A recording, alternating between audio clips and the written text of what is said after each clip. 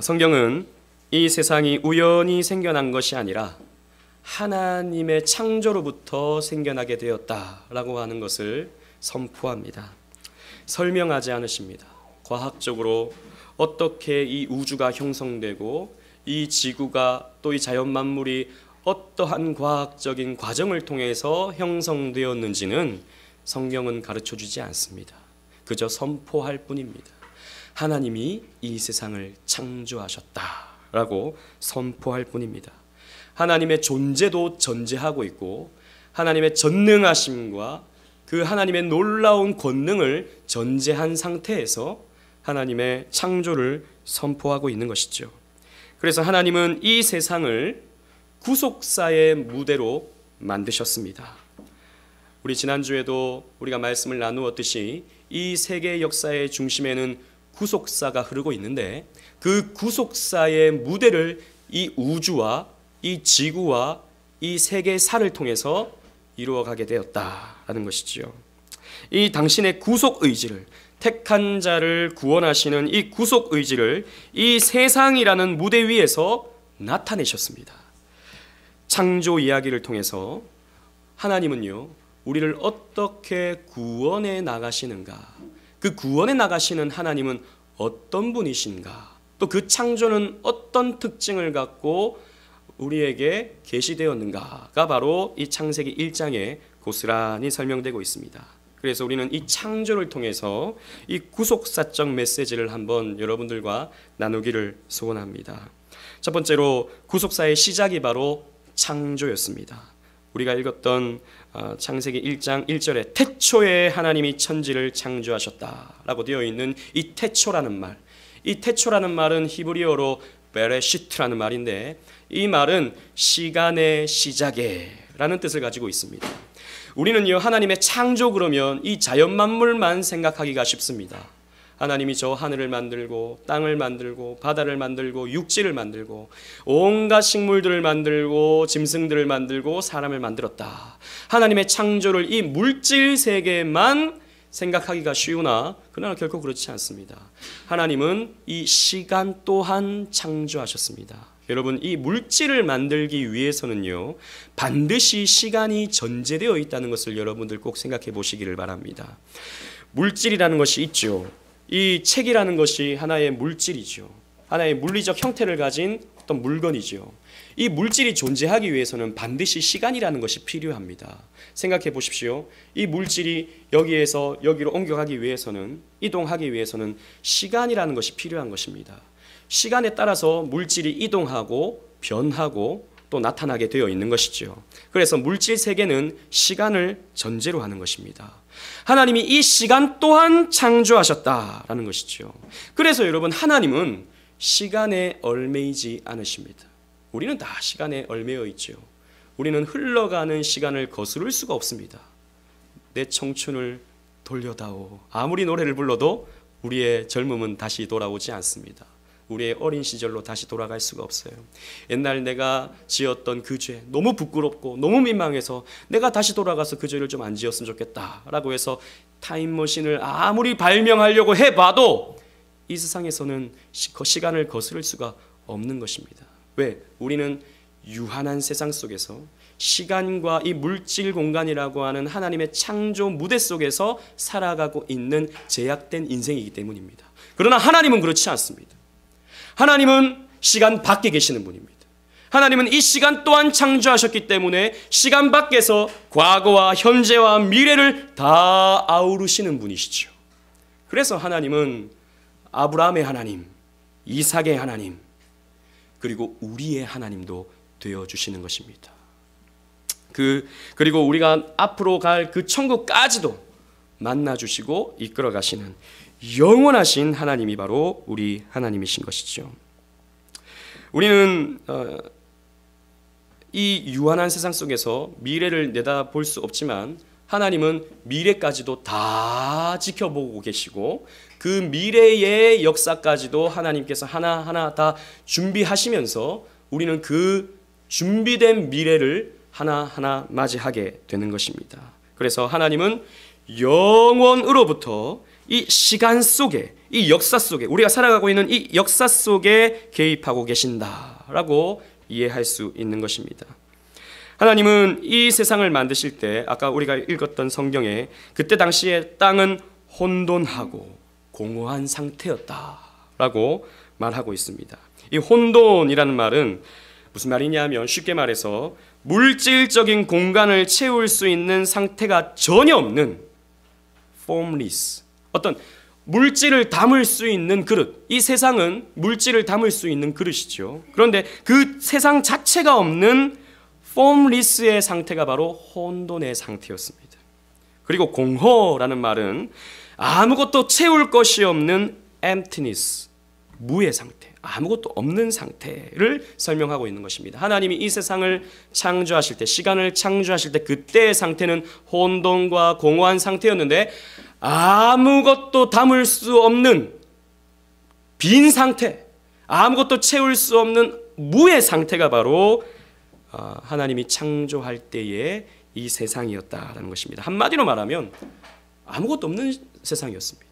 하나님이 이 세상을 창조하실 때 아무것도 없는 세상이었다라는 것이죠. 그런데 2절 말씀에 어떤 말씀이 있습니까? 하나님의 신은 수면 위에 운행하셨다라고 되어 있죠.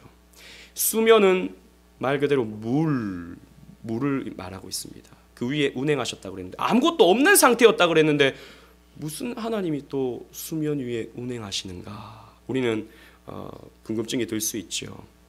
이것은 하나의 상징적인 표현입니다.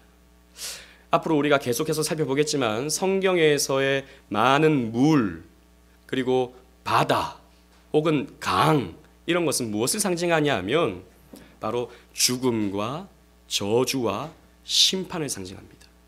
이스라엘 사람들에게 있어서 세계관은 3층적 세계관이었습니다. 그래서 이 이스라엘 사람들의 세계 중에 첫 번째는 하늘이었어요.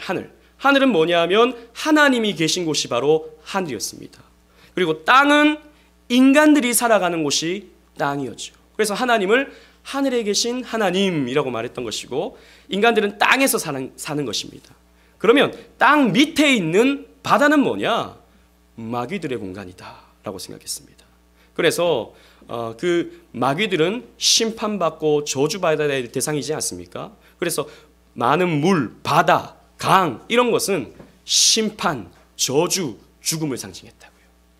그래서 이스라엘 백성들이 출애굽을 할 때 무엇을 건너갑니까? 홍해를 건너가는 것이죠. 이것은 무엇을 상징하냐 하면 저주와 죽음과 심판을 극복해내고 구원받아서 저 가나안 땅으로 들어간다라고 하는 것을 상징적으로 보여주는 그림인 것입니다. 그런데 이 수면 위에 하나님의 영이 운행하셨다라고 되어 있는데 운행이라는 말은 왔다 갔다 하는 것을 말하고 있는 것이죠.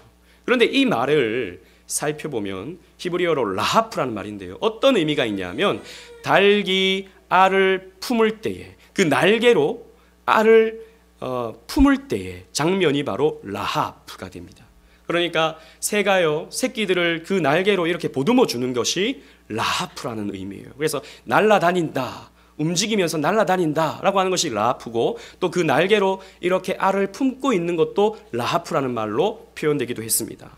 수면 위에 운행하셨다라는 말은 그저 하나님의 영이 왔다 갔다 했다라고 하는 물리적 의미가 아니라 저주와 죽음과 심판이 가득할 이 세상을 하나님께서 어떻게 하시냐 하면 그 하나님의 그 자비의 날개로 품어주신다라고 하는 의미가 창세기 1장 2절에 있는 거예요. 무슨 말이냐면 아무것도 없는 세상이었는데 그러나 하나님께서 이제 앞으로 이 세상을 창조하시는데 그 세상은 저주와 죽음과 심판이 가득한 세상이다. 그러나 하나님은 그 저주와 심판의 상태로 내버려 두지 아니하시고 당신의 자비의 날개로 이 세상을 품에 안아주신다라고 하는 것이 창세기 1장의 서론인 것입니다. 프롤로그인 거예요. 이것은 앞으로 이어질 구속사의 프롤로그로서 하나님이 이렇게 우리를 구원해내신다라고 하는 것을 보여주는 첫 마디, 시작, 예고가 되는 것입니다. 그렇습니다. 여러분, 하나님은요 우리를 구원해내시는 하나님이십니다. 하나님은 이 세상을 구원해내시는 하나님이시에요. 하나님은 이 저주와 죽음과 심판이 가득해서 괴성을 지르고 있는, 탄식을 내고 있는 이 세상 속에 찾아오셔서 당신의 날개로 품어 안아주시는, 그래서 우리를 구원해내시는, 사랑을 베풀어 주시는, 자비를, 용서를, 은혜를 베풀어 주시는, 구원하시는 하나님, 사랑하시는 하나님, 은혜의 하나님이시다 라는 것을 이 창세기 1장 2절이 보여주고 있는 것입니다. 그래서 하나님은 먼 미래까지도 다 내려다보신 것이죠. 생각해 보십시오. 하나님이 이 세상을 처음 창조하실 때 인간의 타락을 알고 계셨을까요? 모르고 계셨을까요? 인간이 선악과를 따먹을 것을 미리 아셨을까요? 모르고 계셨을까요? 당연히 아시죠. 전지전능하신 하나님이셨는데 선악과를 따먹을 것을 하나님은 아셨습니다. 물론 따먹기를 바라시지는 않으셨습니다만 하나님은 당신의 전지하심과 전능하심으로 인간의 타락을 다 내다보고 계셨습니다. 그렇기 때문에 게알더 스포스라고 하는 유명한 성경 신학자는 뭐라 그랬냐면 종말이 창조를 앞선다라는 말을 했습니다. 여러분, 창조가 먼저입니까? 종말이 먼저입니까? 성경적인 눈으로 우리가 바라봤을 때 당연히 창조가 먼저죠. 창조가 있고 역사가 진행되고 종말이 마무리되어지는 거 아니겠습니까? 하나님은 그러지 않았습니다. 하나님은 종말을 염두에 낸, 그래서 이 구속의 경륜을 다 예배해 두신 그 상황 속에서 이 세상을 창조하신 거예요. 그래서 종말이 창조를 앞설 수 있는 것입니다. 종말을 다 내다보고 이 세상을 창조하신 것이죠. 그래서 저주와 심판과 죽음이 가득한 걸 내려다보시고 이 세상을 시작한 것입니다. 구속의 무대로서 만드신 것이죠. 그럼 하나님이 어떻게 이 세상을 창조하셨는가? 첫 번째 보시면 무에서 유를 창조하셨습니다. 여러분, 그런 생각 한번 해보시지 않으셨습니까? 이 지구가 있기 전에, 이 우주가 있기 전에 다른 세상이 있지 않았을까? 안드로메다 어딘가에 있지 않았을까? 여러분, 그런 생각 안 해봤습니까? 그리고 또 우리가 살아가고 있는 문명이 이 우주에서 유일할까? 저 수천 광년 떨어진 어느 별 행성에서는 우리와 모습은 조금 다르지만 피부 색깔은 파랗고 눈은 좀 더 크고 와가지고 언젠가는 UFO를 타고 날아와서 우리에게 이렇게 손을 내밀어 주진 않을까? 그런 생각 한번 해보시지 않으셨습니까? 워낙 우리는요 SF 공상과학 영화에 물들어 있어가지고 또 그런 것들을 계속 봐가지고 우주 어느 한 공간에는 그런 존재가 있을 것이다 생각합니다. 여러분, 칼 세이건이라는 사람이 여러분 혹시 컨택트라는 영화를 보셨나요? 칼 세이건이 쓴 소설을 영화한 그런 영화인데 그 사람이 쓴 책 중에 또 코스모스라는 책이 있긴 한데 아주 유명한 천문학자, 철학자이면서 천문학자입니다. 그래서 그 사람은 거의 우주인의 존재를 확신하죠. 그리고 과학적으로 그것을 검증하려고 엄청 노력했죠. 그 사람은 이런 말을 했습니다. 우주에, 이 넓은 우주에 인간만이 유일한 생명체라면 그것은 엄청난 공간의 낭비일 것이다. 우주가 이렇게 넓은데 인간만이 우주를 생각하고 우리가 살아가는 이 지구만이 문명이 유일하게 구성된 공간이라면 이 우주는 얼마나 공간의 낭비인가. 분명히 어느 곳에는 우주인이 살고 있을 것이다 라고 사람들에게 이런 생각들을 심어줬죠. 그리고 영화와 소설들을 잔뜩 만들어서 그것을 거의 사람들로 하여금 믿게 만들었습니다. 그러나 여러분, 성경은 무엇이라고 표현하고 있습니까? 하나님은 이 세상, 이 지구를 만들 때 시간 또한 창조하셨고 아무것도 없는 혼돈과 공허의 상태에서 이 세상을 만드셨다라고 말씀하고 있습니다. 그렇기 때문에 이 세상보다 먼저 있었던 세상은 없었어요.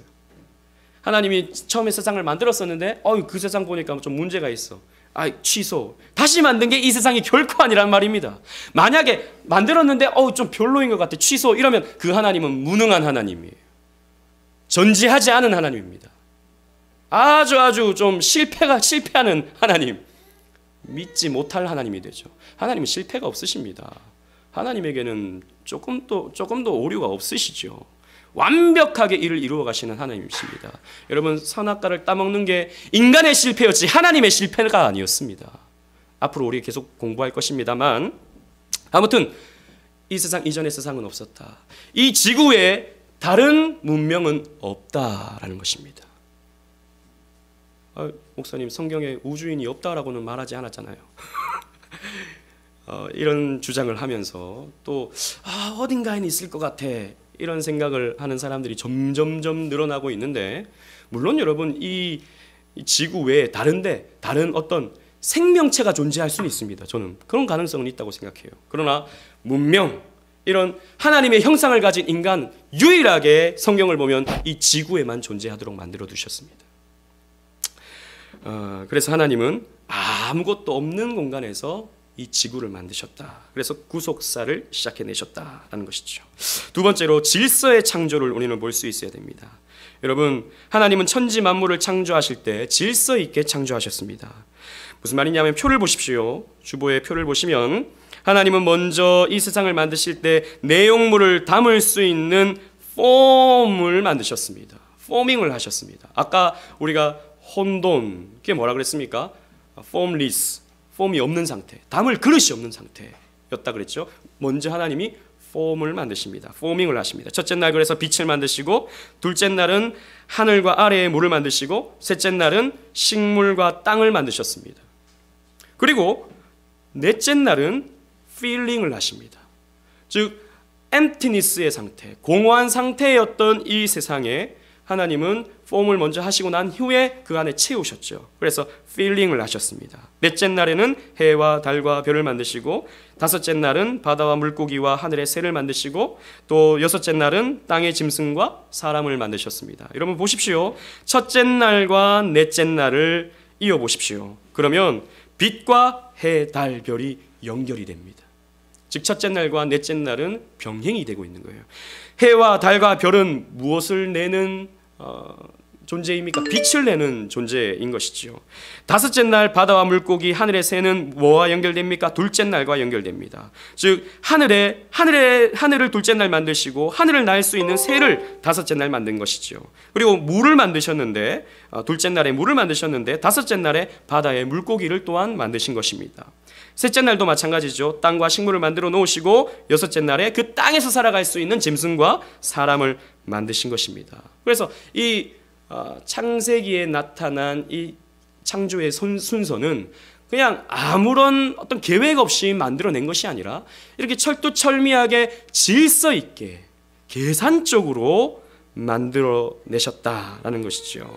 그래서 여러분, 성경을 그냥 읽는 게 아니라 이렇게 논리적으로 읽어가면 하나님의 창조가 얼마나 놀랍고 하나님의 섭리가 얼마나 놀라운 것인가를 우리는 발견할 수 있는 것이죠. 여러분, 여기에서 우리가 알 수 있는 것은 하나님은 질서의 하나님이십니다. 하나님은 아무렇게나 일하시는 하나님이 아니셔요. 즉흥적으로 일하시는 하나님이 아니셔요. 하나님은 다 내다보시고, 그 내다보신 상황 속에 딱 맞는 그런 상황을 하나님께서 만들어내십니다. 하나님은 질서의 하나님이십니다. 세 번째로 말씀으로 이 세상을 창조하셨습니다. 우리 주보에 있는데요. 말씀 한번 다 같이 읽어보겠습니다. 시편 33편 6절입니다. 시작. 여호와의 말씀으로 하늘이 지음이 되었을 때 그 만상을 그 입 기운으로 이루었도다. 그래서 하나님이 창세기에도 보면 하나님이 가라사대, 말씀하시되 라고 하는 말이 계속 나타나죠. 그래서 빛을 만드실 때 하나님은 말씀으로 빛을 만드시고, 말씀으로 이 일곱째 날의 모든 창조물을 만들어내셨습니다. 하나님이 가라사대라고 하시면 만물이 순종하여 존재하게 되는 것이지요. 이것은 하나님의 능력과 위엄을 나타내 줍니다. 여러분, 우리는 그 어떤 누구도 우리의 말로써, 말씀으로써 어떤 무언가를, 물리적인 무언가를 만들어내지 못합니다. 그러나 하나님은 능력과 위엄이 있으시기 때문에 당신의 그 전능하심으로 이 세상을 만들어내신 것이죠. 그러나 거기에만 어떤 의미가 있는 것이 아닙니다. 말씀으로 만들었다라고 하는 것은 또 어떤 의미를 우리에게 주냐 하면, 여러분, 성경에서, 특히 신약에서 이 말씀은 누구를 표현하는 단어입니까?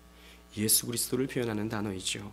우리 요한복음 1장 1절로 3절 말씀을 제가 읽어보면, 태초에 말씀이 계시니라. 이 말씀이 하나님과 함께 계셨으니 이 말씀은 곧 하나님이시라. 그가 태초에 하나님과 함께 계셨고 만물이 그로 말미암아 지은 바 되었으니 지은 것이 하나도 그가 없이는 된 것이 없느니라. 태초에 말씀이 계셨다. 그 말씀이 하나님과 함께 계셨다. 근데 그 말씀은 하나님 자신이다. 무슨 말입니까 이게? 도대체 모르는 사람이 이 말씀을 보면요, 이게 뭐야? 말씀이 계셨는데, 그 말씀이 하나님과 함께 있었는데 그 말씀이 하나님이다. 삼위일체를 알고 있는 여러분들은 이 말씀을 이해하게 될 것입니다. 바로 이위 성자 하나님이신 예수 그리스도를 말씀으로 요한복음은 표현하고 있는 것이죠. 그래서 예수님은요, 하나님을 나타내시는, 하나님의 능력을 나타내시는, 하나님을 설명하는 말씀으로서의 역할을 감당하십니다. 그래서 창세기에 하나님이 말씀으로 이 세상을 만들었다, 그 입기운으로 만들었다, 말씀으로 하늘을 지음을 입게 했다라는 말은 무슨 말이냐면, 단순히 그냥 하나님의 능력과 하나님의 그 권위로 만들어졌다라는 것에 그치는 것이 아니라 예수 그리스도와 함께, 예수 그리스도를 통해 이 세상을 만들어내셨다라고 하는 의미가 됩니다. 그래서 창세기 1장에도 이 창조부터 삼위 하나님이 나타나시는 거예요. 삼위일체 하나님. 보십시오. 하나님이 천지를 만드셨는데 하나님의 영이 수면 위에 운행하십니다. 하나님의 영은 성령을 말하고 있죠. 말씀으로 만드셔요. 성자와 함께 만드시는 것입니다. 이렇게 삼위일체 하나님, 트리니티가 이 창세기 1장에 나타나는 것입니다. 창조는 성부 하나님만의 사역이 아니죠. 하나님께서, 삼위 하나님께서, 성부, 성자, 성령 삼위 하나님께서 함께 의논하시면서, 함께 기뻐하시면서, 함께 작정하시면서 이루신 사역이었다라는 것입니다. 그리고 네 번째로 좋으신 창조였습니다. 창세기 1장 31절 말씀을 우리 다 같이 한번 성경을 보고 읽도록 하겠습니다. 창세기 1장 31절 다 같이 한번 읽어보도록 하겠습니다. 시작. 하나님이 지으신 그 모든 것을 보시니 보시기에 심히 좋았더라. 저녁이 되고 아침이 되니 이는 여섯째 날이니라. 아멘. 하나님이 이 여섯째 날을 다 이루시고 나서 이 세상을 보니 어땠습니까? 좋았다. 토브라는 말, 히브리어로 토브라는 말, 굿이라는 말입니다. 좋았다. 그런데 여섯째 날은 어떻게 보셨습니까? 심히 좋았다라고 말씀하고 있습니다. 하나님 보시기에 아름다웠던 것이죠. 하나님 보시기에 선했던 것입니다. 하나님 보시기에 완벽했습니다. 여러분, 이 세상은 원래 완벽한 세상이었습니다. 이 세상은 악이 없는 세상이었어요. 이 세상은 선만이 가득한 세상이었습니다. 원래 하나님이 만드신 세상은 그랬습니다. 그러나 인간의 타락으로 말미암아 이 세상이 왜곡되어졌고 변질되어 버렸고 또 타락해 버렸죠. 그래서 죄가 관영한 세상이 되어 버렸습니다. 그러나 처음 창조하신 세상은 죄와 악이 없는 세상이었습니다. 그래서 지금 우리가 살아가고 있는 이 세상은 우리가 눈으로 볼 때 아름다울 수 있죠. 하늘을 보고 저 해가 뜨는 모습, 그리고 석양을 보고 저 바다의 파도들을 보고 아름다운 산을 보고 아름다운 강들을 보고 계곡을 보면 우리는 놀라움을 느낍니다. 이 자연의 위대함을 느끼죠. 그러나 여러분, 처음 만들어진 세상은 이것보다 비교할 수 없이 훨씬 더 아름다웠고 훨씬 더 영광스러웠습니다. 우리는 그러한 세상을 회복해가는 단계에 있는 거예요. 그래서 우리가 이제 주님께서 다시 오실 때 우리는 새 피조물이 되고 또 이 세상은 새 하늘과 새 땅이 되어서 원래의 창조된 상태, 원래의 그 아름다웠던 상태로 돌아가게 될 것입니다. 그래서 지금도 우리 산을 보면 와 하지만 그때는 말로 표현할 수 없이, 말로 느낌으로도 표현할 수 없이 그 아름다움과 영광을 보게 될 날이 올 것입니다. 아무튼 하나님이 만드신 세상은 좋은 세상이었습니다. 하나님은 이렇게 세상을 창조하신 것이죠. 그러나 오늘날은 하나님을 믿는 사람들 중에도 하나님의 창조를 믿지 못하겠다라고 하는 사람들이 늘어나고 있습니다. 말이 안 되죠, 사실. 하나님은 믿는데 창조는 못 믿겠다라고 하는 사람들이 많아져요. 왜냐하면 과학의 발달로 말미암아 이 세상이 어떤 진화로 이루어진, 진화로 발전된 것 같이 보여지는 증거들이 더 많이 나타나고 있기 때문입니다. 그래서 하나님은 내가 믿지만 창조된 게 아니라 진화된 것이 아닌가, 혹은 하나님이 처음에 원시적인 상태로 창조해 놓으시고 그 다음에 이렇게 점점 진화돼서 지금의 모습이 된 것은 아닌가, 이렇게 생각하는 사람들이 점점 늘어나고 있죠. 왜냐하면 오늘날 우리가 살아가는 세상은 과학이 종교화된 세상이기 때문입니다. 무슨 말이냐 하면 사람들이요, 이건 과학적이야 라고 말해버리면 거기에는 더 이상 이견을 제기할 수 없는 세상이 되어버리고 만 것입니다. 왜냐하면 오늘날은 최첨단 과학의 발전을 이루었기 때문이죠. 눈으로 나타나는 어떤 증거가 있는데, 그래서 증거로 말미암아 설명되는 이론이 있는데, 이거 외에 다른 이론을 주장한다는 것은 굉장히 맹목적이고 무식한 주장이 되어버리고 마는 것입니다. 그러나 여러분, 이 과학이 과연 진리일까요? 물론 과학은 많은 부분에 있어서 진리를 담고 있습니다. 예를 들자면 물질은 위에서 아래로 떨어진다, 중력에 의해서. 이건 더 이상 설명할 수 없는 분명한 사실입니다. 진리일 수 있죠, 그 자체로서. 그러나 과학적 방법론이 언제나 진리일까요? 그걸 우리가 생각해 봐야 됩니다.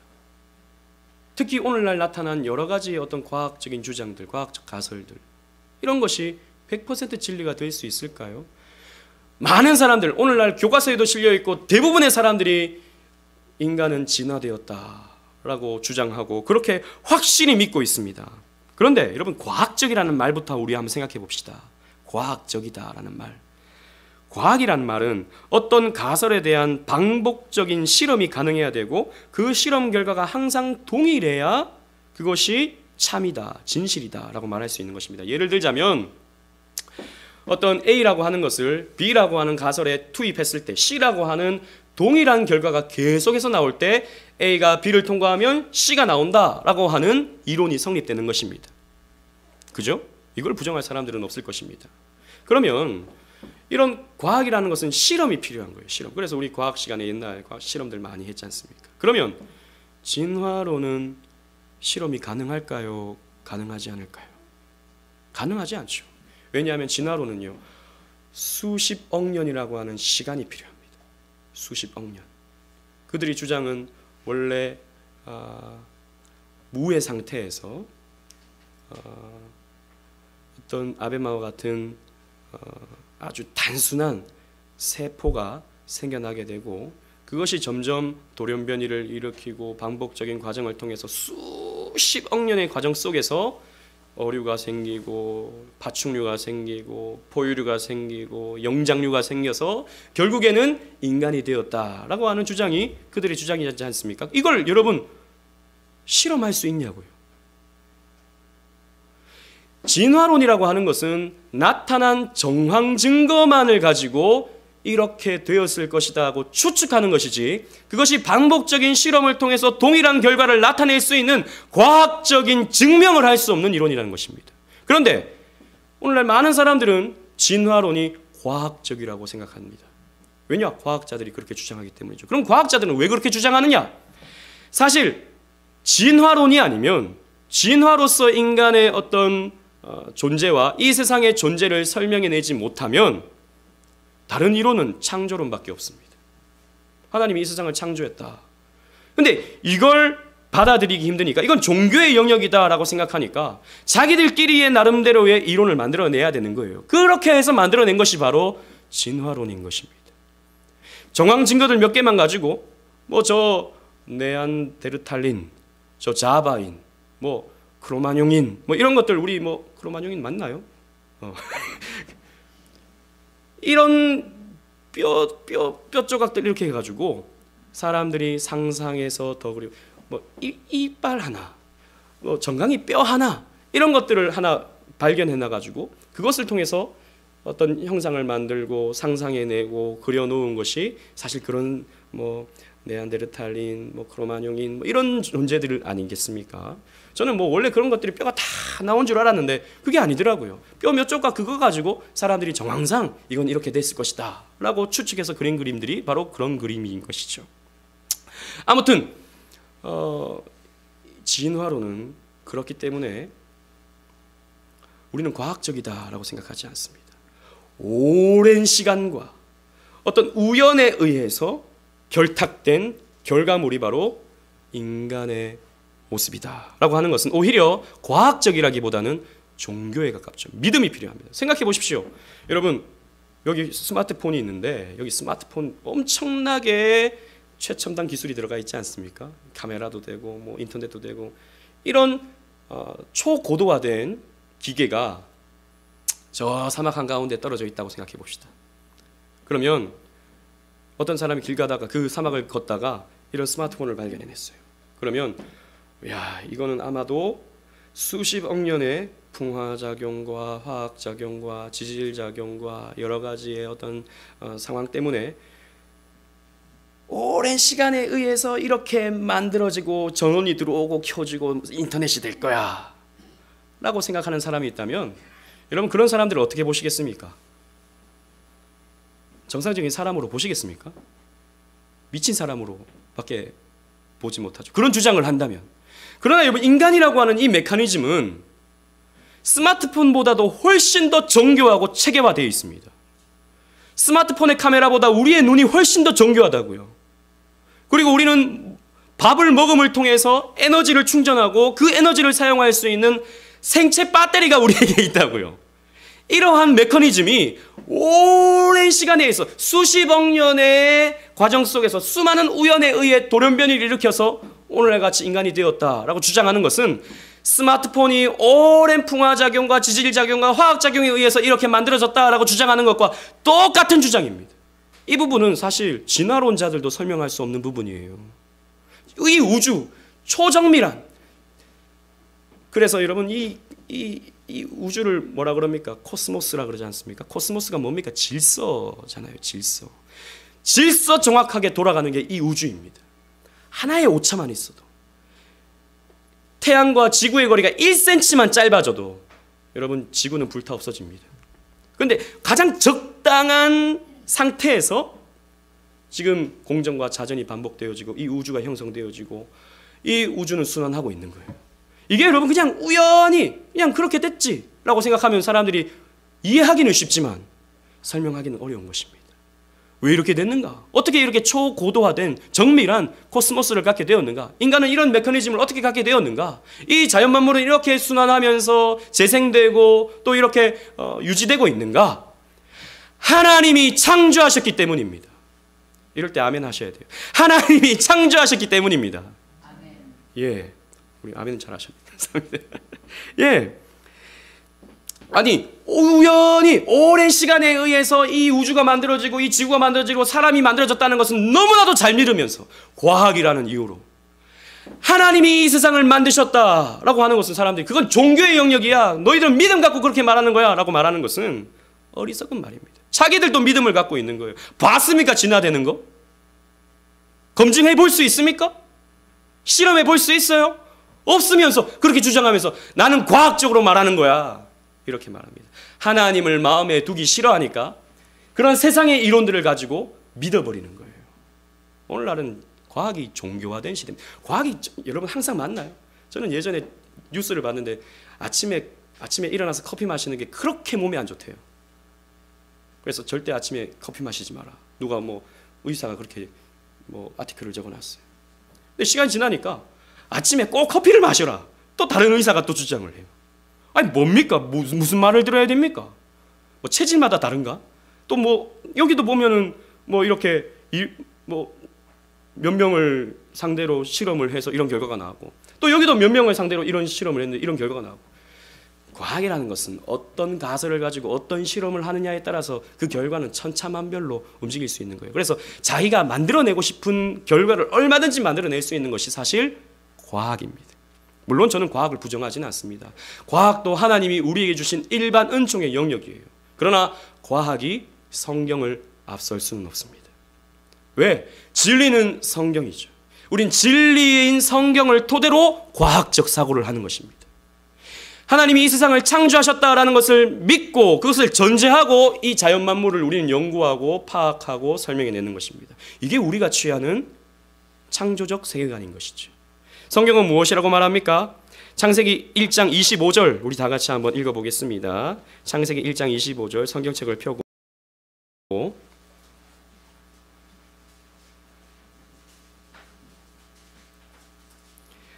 다 같이 읽어보겠습니다. 시작. 하나님이 땅의 짐승을 그 종류대로 가축을 그 종류대로 땅에 기는 모든 것을 그 종류대로 만드시니 하나님이 보시기에 좋았더라. 종류대로 만들었다 그랬어요.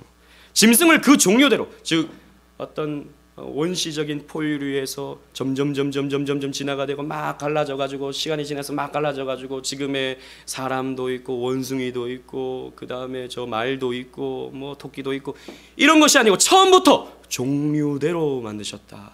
사람뿐만 아니라 동물뿐만 아니라 이 자연 식물들도 다 그 종류대로 만드셨다는 것이죠. 물론 여러분 인간은 환경에 따라서 적응하게 되어 있습니다. 그러나 환경에 적응한다고 해서 우리를 밀림에 던져놓으면 우리가 원숭이가 되지는 않아요. 원숭이를 아무리 도시에 갖다 놓고 밥 주고 똑같이 TV 보여주고 한다 해도 원숭이가 사람이 될 수는 없는 것입니다. 하나님이 그 종류대로 만드셨기 때문이죠. 수십만 년을 그렇게 TV 보면서 산다 해도 원숭이는 원숭이입니다. 사랑하는 오직 은혜교회 성도 여러분, 이 세상은 진화론자들이 주장하는 것처럼 우연의 산물이 아닙니다. 그렇기 때문에 여러분 진화론의 가장 무서운 점은 뭐냐면 이렇게 원래 어떤 단순한 동물에서 분화되어서 각기 동물로 되었고 그게 이제 사람이고 여러 동물이라면 여러분 인간과 원숭이의 차이는 무엇입니까? 인간과 개의 차이는 무엇입니까? 없어요. 그냥 인간은 인간으로 진화된 것이고 개는 개로 진화된 것이고 원숭이는 원숭이로 진화된 것입니다. 인간이나 원숭이나 동물이나 동격이에요. 동격. 그리고 원래 인간은 아주 단순한 세포였는데 이게 발전해가지고 인간이 되었다. 사실 인간도 그저 물질일 뿐이다 라고 하는 유물론적 세계관을 가지게 됩니다. 이건 인간의 어떤 특수성, 인간의 고유성, 인간의 하나님의 형상을 가짐을 부정하게 되는 것이죠. 인간만이 고유하게 받게 된 하나님의 형상을 부정하게 되는 결과를 낳게 됩니다. 그러니 인간을 동물 비슷하게 취급하는 것입니다. 오늘날 인간을 하나의 도구로 보는 것이죠. 저 도구가 제대로 일을 못하게 될 때 얼마든지 죽여버려도 되는, 뭐 개를 죽이나 다른 동물을 죽이나 개미를 죽이나 인간을 죽이나 똑같게 되는 그런 생각을 우리에게 은연중에 갖게 만듭니다. 진화론이 그래서 무서운 거예요. 여러분 진화론은 우연의 산물로서 지금의 이런 자연 만물과 인간이 생기게 되었다라고 말합니다. 그러나 이 세상은 하나님에 의해 창조된 피조 세계입니다. 그러므로 하나님은 이 땅의 소유자시며 이 땅을 다스리시는 분이십니다. 하나님은 이 세계를 구속사의 무대로 만드신 것입니다. 혼돈과 공허의 상태에 빠져버린 이 세계에 말씀이신 그리스도와 하나님의 영, 성령을 보내셔서 이 땅을 새롭게 만들어 가십니다. 그래서 지금 삼위 하나님은 이 교회를 통해서, 이 작은 교회를 통해서도 하나님의 나라를 회복시켜 가고 계셔요. 회복시켜 나가고 계십니다. 그 중심에 바로 저와 여러분이 있는 거예요. 우리는 이 세상에서 그리고 이 역사 속에서 하나님의 소유로 구속되고 하나님의 백성으로서 성숙되어져 가고 있는 것입니다. 이것이 바로 이 세계가 존재하는 이유예요. 이것이 바로 이 역사가 흘러가고 있는 이유인 것입니다. 여러분의 한 사람 한 사람은 그렇기 때문에 너무나도 귀하고 너무나도 아름답고 너무나도 영광스러운 것입니다. 나 한 사람쯤이야? 아닙니다, 여러분. 나 한 사람 예배 안 드려도 괜찮겠지? 아닙니다, 여러분. 여러분이 빠지면, 여러분들이 주일날 빠지면 여러분들은 이 역사의 존재의 의미를 잃어버리게 되는 거예요. 이 역사적 사명을 잃어버리게 되는 거예요. 숨쉬는 이유를 잃어버리게 되는 거예요. 그렇기 때문에 여러분, 우리는 이 구속의 무대를 바라보면서 하나님의 뜻이 이 역사 속에서 완벽하게 성취될 것을 바라보면서 우리는 하나님의 계획에 우리의 몸을 맡겨드려야 됩니다. 그리고 그 계획은 완벽하게 성취될 것인데 그날을 우리는 고대하고 소망해야 되는 것이죠. 여러분, 이 세계의 중심과 이 역사의 중심에 저와 여러분이 있습니다. 난 별로 존재감이 없는데, 우리 교회에서도 존재감이 없고 이 사회에서도 존재감이 없는데, 아닙니다. 여러분, 하나님은 여러분 한 사람 한 사람을 위해 지금의 이 역사의 수레바퀴를 돌리고 계신다라는 것을 꼭 기억하시면서 그 하나님의 인도하심을 받아 누리시기를 주님 이름으로 축원합니다.